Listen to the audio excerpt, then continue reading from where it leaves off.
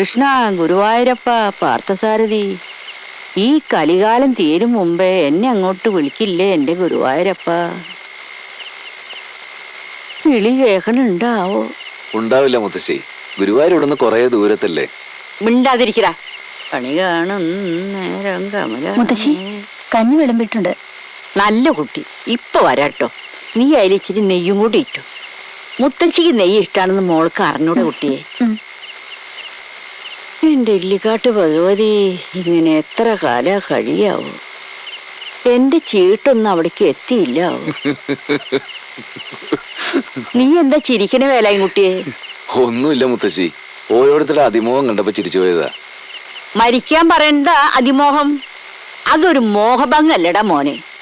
പറയുന്നതിന്റെ അർത്ഥം നേരാമണ്ണം മനസ്സിലാക്കാത്ത നീയൊക്കെ എങ്ങനെയാടാ മലയാളം പഠിപ്പിക്കുന്നത്? നരനായിങ്ങനെ ജനിച്ചു ഭൂമിയിൽ നരകവാരീതി നടുവിൽ ഞാൻ, ഈ നരകത്തീ തന്നെ കരകയറ്റിയിടണം തിരുവൈക്കം വാഴും ശിവശംഭോ. അല്ല, ഞാനിതെന്തായി പാടണേ? നരകോ? വയസ്സുകാലത്ത് നെയ്യും കൂട്ടി കഞ്ഞി കുടിക്കാൻ കിട്ടണ ഈ സ്ഥലം സ്വർഗല്ലാതെ നരക? ഈ സ്വർഗത്തീ തന്നെ കരകയറ്റിയിടല്ലേ തിരുവൈക്കം വാഴും ശിവശംഭോ. വേല ഇത് കുട്ടിയെ, ഈ സ്വർഗത്തിലേക്ക് ആരോ കടന്നു വരുന്നുണ്ടല്ലോ.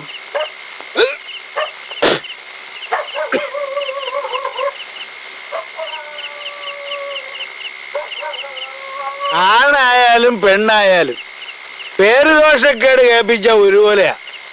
വേലാൻകുട്ടി, നീ ഇങ്ങനെ ഒരു പമ്പര വിഡ്ഢിയായി പോയല്ലോടാ. അവനൊരു പുതിയ കണ്ടുപിടുത്തം പറയുന്ന പോലെ. നാണുകൂട്ടാ, ചാരായം കുടിച്ചിട്ടുണ്ടെങ്കിൽ വെറുമാക്ക് പറയാതെ വായല് വിരലിട്ട് അത് മുഴുവൻ ഛർദിച്ചു കള. എന്നിട്ട് മകനോടായാലും സുബോധത്തോടു കൂടി സംസാരിക്കും. നാണു സ്വഭാവത്തിൽ തന്നെയാ. അമ്മായിയമ്മ മിണ്ടി പോരുത്. പരമേശ്വര, ഞാൻ നേരത്തെ പറഞ്ഞതങ്ങ് മാച്ചു കളഞ്ഞേര്. ഈ നരകത്തീ തന്നെ കരകയറ്റിയിടണം തിരുവൈക്കം വാഴും ശിവശംഭോ. കാര്യം എനിക്ക് നിന്നെ അമ്മണിക്കുട്ടിയും വലിയ ഇഷ്ടാ. എന്നാലും നാണക്കേട് അത്യാവശ്യം എനിക്കുണ്ട്. ആ ചെറ്റയ്ക്ക് നിന്നെ വേണ്ടാന്ന് വെച്ചാലും പിന്നെയും നീ എന്തിനാടാ അവിടെ പിറകെ പോകുന്നത്?